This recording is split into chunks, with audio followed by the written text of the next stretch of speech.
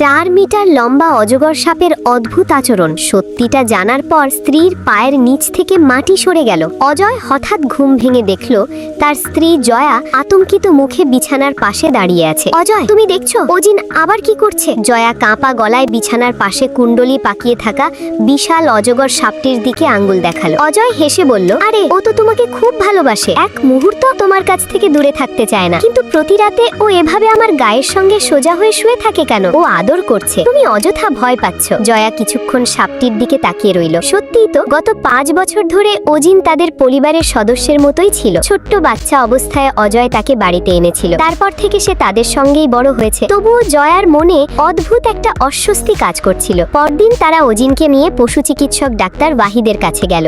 Doctor বহুক্ষণ পরীক্ষা নিরীক্ষা করে বললেন, কোনো সমস্যা নেই, সাপটি পুরোপুরি সুস্থ, কোনো রোগ বা পরজীবীও নেই। জয়া অবাক হয়ে বলল, তাহলে ও 1 মাস ধরে কিছু খাচ্ছে না কেন? অনেক সময় মৌসুমী কারণে এমন হয়, কয়েকদিন পর্যবেক্ষণ করুন, প্রয়োজনে খাবার বদলে দেখতে পারেন। স্বস্তির নিঃশ্বাস ফেলল অজয়। বাড়ি ফেরার পথে সে বলল, দেখলে আমি বলেছিলাম না অজিনের কিছু হয়নি। জয়া মাথা নাড়ল, কিন্তু তার অস্বস্তি কাটল না। কয়েকদিন পরে জয়ার শৈশবের বন্ধু মিতা বিদেশ ভ্রমণ থেকে ফিরে এলো। বন্ধুকে দেখে মিতা চমকে উঠল, তুই এত শুকিয়ে গেছিস কেন? জয়া দীর্ঘশ্বাস ফেলল, ঘুমাতে পারছি না, অজিনকে নিয়ে খুব চিন্তায় আছি। সব কথা শুনে মিতা গম্ভীর হয়ে গেল। জয়া, আমি আগেও বলেছি সাপটাকে অন্য কোথাও দিয়ে দে। কেন? কারণ ও একটা 4 মিটার লম্বা অজগর, 1 মাস ধরে না খেয়ে আছে। যদি কোনোদিন হঠাৎ আক্রমণ করে না, ও খুব শান্ত। মিতা মাথা নাড়ল। সাপ মানুষের মতো অনুভূতি বোঝে না, ওর সবকিছুই প্রবৃত্তি। আমি চাই না তোর কোনো ক্ষতি হোক। কিন্তু জয়া বন্ধুর কথা শুনল না। সেদিন বিকেলে জয়া পোষা প্রাণীর দোকানে গেল। অজিনের জন্য বড় বড় সাদা ইঁদুর কিনবে ভেবেছিল। হঠাৎ পিছন থেকে কেউ ডাকলো,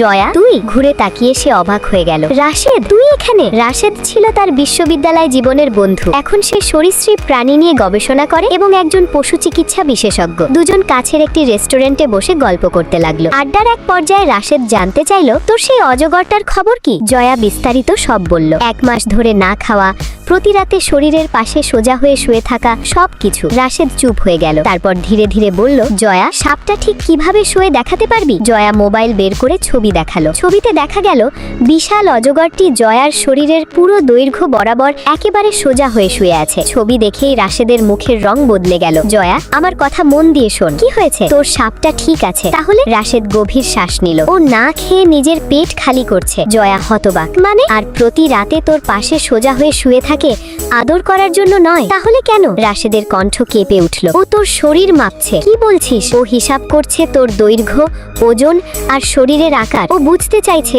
তুই ওর জন্য যথেষ্ট বড় শিকার কিনা। জয়ার হাত থেকে মোবাইল প্রায় পড়ে যাচ্ছিল। না, এটা হতে পারে না, রাশেদ গম্ভীর গলায় বলল। যদি সত্যি প্রতি রাতে এমন করে থাকে, তাহলে আর 1 মুহূর্ত ওর কাছে ফিরে যাস না।